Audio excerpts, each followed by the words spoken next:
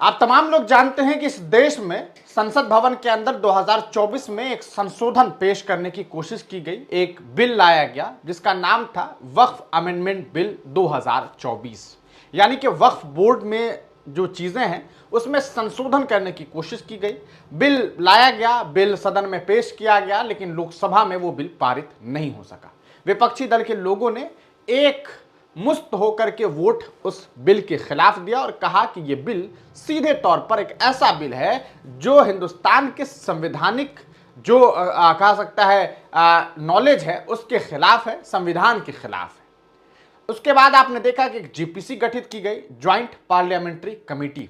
उस कमेटी को यह जिम्मेदारी दी गई कि आप इस पर चर्चा करिए, बैठक करिए और यह फैसला कीजिए कि क्या इसे कानून बनाया जाना चाहिए, नहीं बनाया जाना चाहिए, क्या इसे संसद में दोबारा लाया जाना चाहिए, नहीं लाया जाना चाहिए। लगातार मीटिंग्स हुई, मीटिंग्स पर मीटिंग्स, मीटिंग्स पर मीटिंग्स। वो एक बड़ा मशहूर सा कहा जा सकता है एक शो जो है वो पिछले दिनों चला जिसका नाम पंचायत था। उसमें एक बड़ा मशहूर डायलॉग है, खूब मीटिंग मीटिंग खेलिए। लेकिन मीटिंग मीटिंग खेलने के बाद कुछ पॉजिटिव रिजल्ट आए तब तो?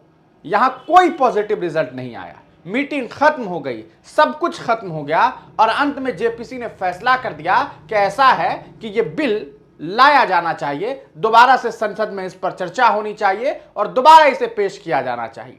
आपको बताते चले कि जो विपक्ष के नेता थे उनकी एक भी बातों पर सहमति जेपीसी ने नहीं जताई। जेपीसी के जो अध्यक्ष हैं जनाब जगदंबिका पाल साहब, उन्होंने किसी भी नेता की कुछ जो है कहा सकता है बात को नहीं मानी, ऐसा विपक्ष कह रहा है। विपक्ष का कहना है कि भाई 10 और 16 का वोट मार्जिन रहा, 16 मत जो है वो एनडीए के समर्थन में चले गए और जो विपक्ष के लोग थे उनके समर्थन में महज 10 वोट हुआ और इस बिना पर 14 प्रस्ताव संशोधन जो हुआ, 14 प्रस्तावित संशोधन था उसे जगदंबिका पाल ने मान लिया जो एनडीए की तरफ से किया गया और इनके तरफ से यानी कि विपक्ष की तरफ से चाहे वो असदुद्दीन ओवैसी साहब हों या इनके साथ और भी दीगर जो कई नेता थे, वो तमाम लोगों की कोई बात नहीं सुनी गई, एक भी बात नहीं सुनी गई। चौंकाने वाली बात यह असदुद्दीन ओवैसी ने खुलासा किया कि हमें 665 पन्ने का एक रिपोर्ट दिया गया, कहा गया ऐसा है आप इसे एक रात में पढ़ जाइए और सुबह इस पर जो है वो रिपोर्ट दी। 665 पन्ने एक रात, आप जरा सोच करके देखिए भाई, 665 पन्ने कोई कैसे पढ़ सकता है? अगर आप 1 मिनट भी लगाएंगे तो 1 घंटे में आप 60 पन्ना पढ़ेंगे, यही ना? 10 घंटे लगेंगे आपको तब जाकर के आप 600 पेज पढ़ेंगे।